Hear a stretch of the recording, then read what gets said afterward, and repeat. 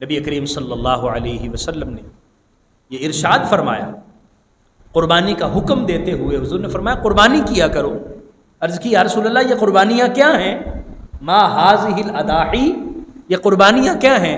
حضور نے فرمایا سنت ابیکم ابراہیم، تمہارے باپ ابراہیم کی سنت ہے۔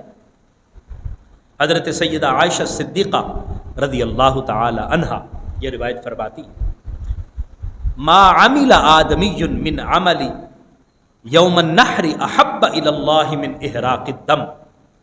حضور علیہ السلام نے فرمایا کہ آدمی کا یوم نحر یعنی قربانی والے دن کوئی بھی عمل اللہ کی بارگاہ میں قربانی کرنے سے زیادہ افضل نہیں ہے۔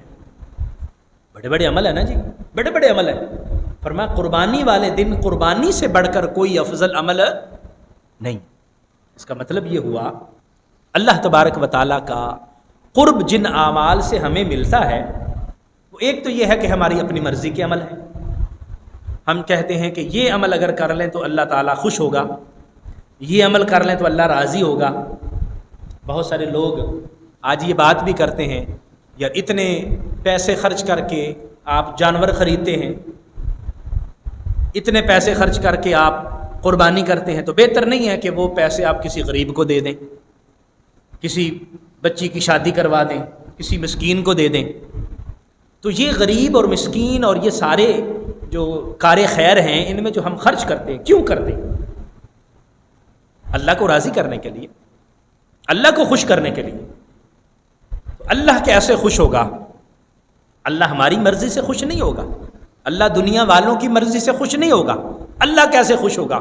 نبی کریم صلی اللہ علیہ وسلم اللہ کے نمائندے، اللہ کے پیغمبر، اللہ کے رسول، وہ فرما رہے ہیں اللہ کیسے خوش ہوگا؟